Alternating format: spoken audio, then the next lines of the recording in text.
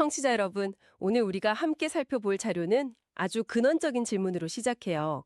신이 정말 인간을 사랑했다면 왜 우리 삶에 고통과 불행 그리고 죽음이라는 걸 만들었을까? 보통 이런 질문 던지면 신의 깊은 뜻이다 아니면 인간에게 주어진 시험이다 이런 식의 답변을 듣게 되잖아요. 그런데 오늘 저희가 분석할 자료는요. 그 질문에 대한 답을 전혀 예상치 못한 곳에서 찾고 있어요. 네, 시작부터가 아주 도발적이죠. 이 자료의 핵심 주장은 한마디로 신은 인간을 사랑한 적이 없다는 거예요. 좀 충격적이죠? 대신 신이 사랑하고 아끼는 것은 인간이라는 이 육체가 아니라 그 안에 깃든 비물질 에너지라고 설명을 하거든요.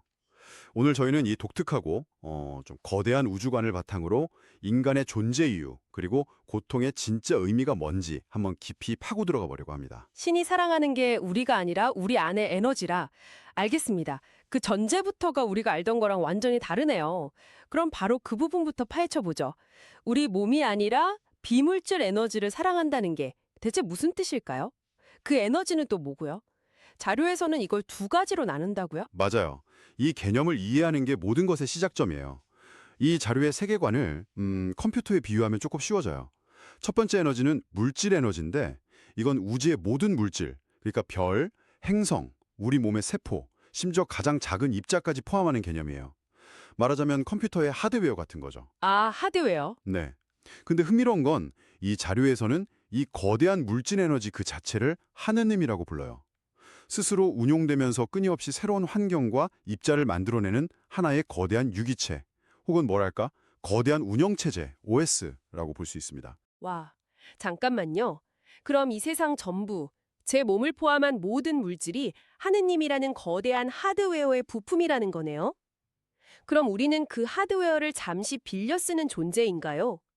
그렇다면 신이 진짜 사랑한다는 두 번째 에너지는 뭔가요? 그게 소프트웨어인가요? 바로 그거예요. 두 번째 에너지가 바로 비물질 에너지, 즉 이 자료에서 말하는 우리의 본질, 영혼신입니다. 이건 우리 각자의 고유한 소프트웨어라고 할 수 있죠. 이 소프트웨어는 스스로 존재할 수가 없어서 하느님이라는 하드웨어, 즉 육신을 빌려서 실행되는 거죠.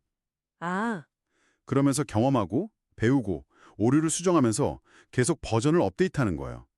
신, 즉 대자연이 진짜 아끼고 사랑하는 대상은 바로 이 비물질 에너지, 즉 계속 성장하는 우리 각자의 영혼이라는 게 이 자료의 핵심 전제입니다.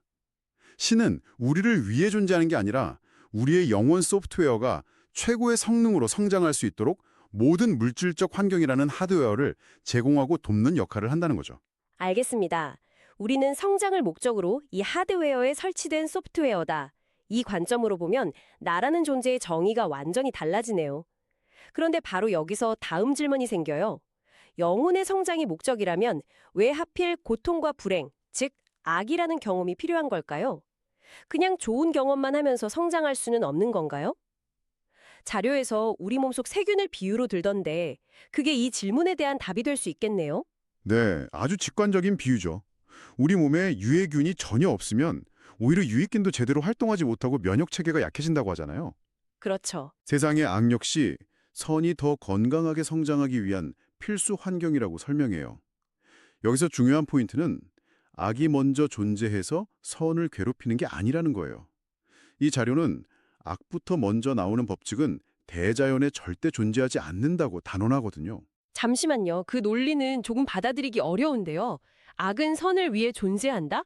하지만 현실에서 우리가 겪는 끔찍한 범죄나 재난 같은 고통도 단순히 선을 위한 자극제라고 말할 수 있을까요?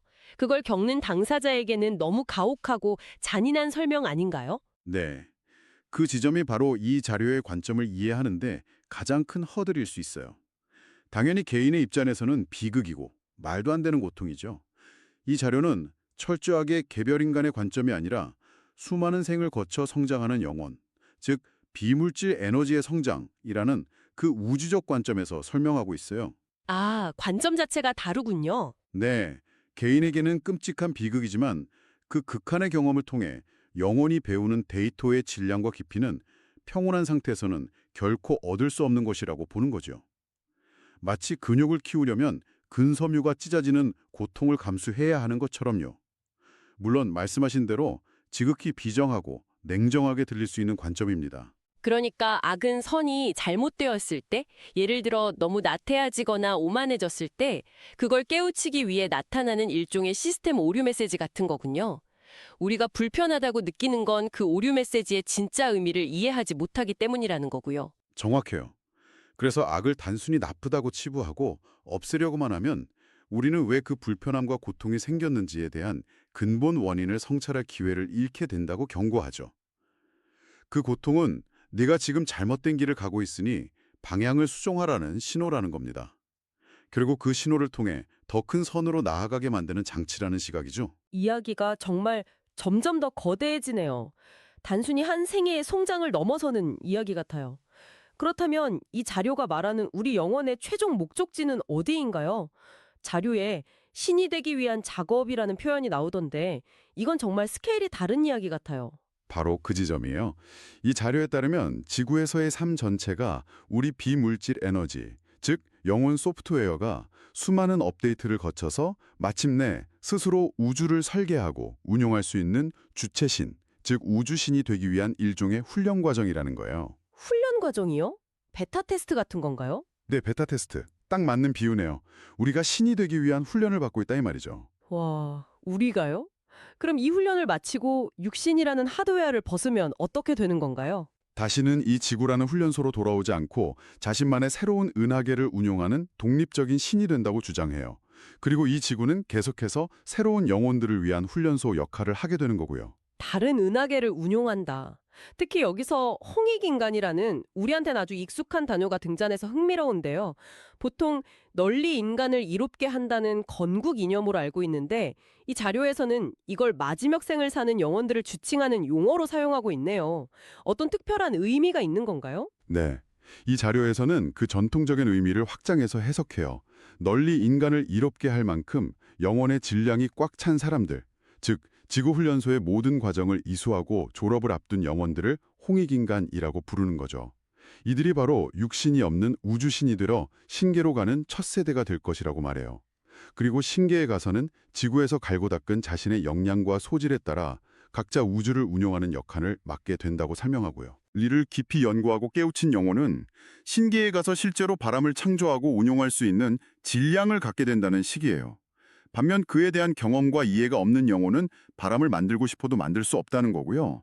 우리가 겪는 모든 경험, 배우는 모든 지식이 다음 세계에서 사용할 능력치가 되는 셈이죠. 와, 잠깐만요. 그럼 지금부터 하는 이야기가 정말 놀라운 지점인데요. 이 거대하고 철학적인 우주 서사가 갑자기 AI, 가상현실, 메타버스 같은 최첨단 기술과 연결되더라고요. 사실 이 부분이 저한테는 가장 소름 돋는 아하 순간이었습니다. 저도 그 부분에서 가장 놀랐어요. 이 자료는 우리가 지금 메타버스 안에서 아바타를 꾸미고 건물을 짓고 가상화폐로 경제 시스템을 만드는 모든 활동이 사실은 신기에 가서 우리가 하게 될 일들을 미리 연습하는 모의훈련이라고 말해요. 모의 훈련이요? 네. 천상세계 자체가 일종의 고도로 발달된 가상현실 세계라는 거죠. 이게 정말 놀라운 관점의 전환인데요. 우리가 흔히 시간 낭비나 현실 도피라고 생각할 수 있는 게임이나 가상현실 활동이 이 자료의 관점에서는 사실상 다음 존재 단계를 위한 신성한 훈련이라는 거잖아요. 이건 단순히 재미있다를 넘어선 우리 행동에 완전히 새로운 의미를 부여하는 건데요. 바로 그겁니다. 이 자료는 우리의 인식이 완전히 뒤바뀌어야 한다고 주장하는 셈이죠. 예를 들어 메타버스에서 내 아바타를 꾸미고 나만의 공간을 디자인하는 행위는 신기에서 나만의 우주를 창조할 때 필요한 미적 감각과 창조력을 기르는 훈련일 수 있다는 거예요. 가상화폐로 경제 시스템을 만들고 운영해본 경험은 말 그대로 새로운 은하계의 물리법칙이나 자원 분배를 관장할 능력을 키우는 것과 직접 연결된다는 거고요. 와, 이 관점대로라면 제 인생의 모든 실패나 심지어는 게임 레벨업 과정까지 다 다르게 보이겠는데요. 그래서 자료에서 저런 걸 뭐하러 하나 생각하지 말고 전부 경험하라고 권하는 건군요. 맞아요. 신기에 가면 끝없는 꽃밭을 만들 수도 있고 거대한 바다를 만들 수도 있는데 그런 걸 한 번도 상상하거나 만들어보지 않은 영혼이 갑자기 어떻게 하겠냐는 거죠. 지금 우리가 가상세계에서 풍조하는 모든 경험이 그때 필요한 창조의 질량을 쌓는 과정이라는 설명입니다. 심지어 지금 우리가 쓰는 SNS에 글을 올리고 사진을 편집하고 가상 포인트를 모으는 것조차 모두 신계에 가서 쓸 에너지를 만드는 행위라고 이야기해요. 지금까지 우주적인 스케일의 이야기를 하다가 갑자기 동이민족이라는 구체적인 역사 키워드가 마지막에 나와서 조금 놀랐습니다. 이 거대한 영혼의 성장 서사와 인류 문어의 기원에 대한 주장은 대체 어떻게 연결되는 건가요? 네, 저도 처음엔 그 연결고리가 궁금했어요. 이 자료의 논리는 이렇습니다. 인류 영혼의 성장이 역사적으로 특정 시점, 특정 지역에서 폭발적으로 일어났으며 그 진원지가 바로 동이민족이었다고 보는 거예요. 그들이 처음으로 대자연, 즉 하느님의 뜻을 이해하고 소통하며 하느님이라는 이름 자체를 처음 생산해냈다고 주장해요. 하느님이라는 이름이 원래 있던 게 아니라 동이민족이 만들어낸 거라고요? 네, 인류가 진화하면서 지각에 발전했고 그 과정에서 하늘에 재를 올리는 등 숭배의식을 통해 처음으로 보이지 않는 거대한 존재를 하느님이라고 이름 붙였다는 거죠. 그리고 이렇게 탄생한 정신문화가 인류 전체의 영적 성장을 위한 첫 번째 매뉴얼이 되었다는 주장이에요. 아, 보통 문화는 서쪽에서 동쪽으로 흘러왔다고 생각하는데 이 자료는 그 반대라고 말해요.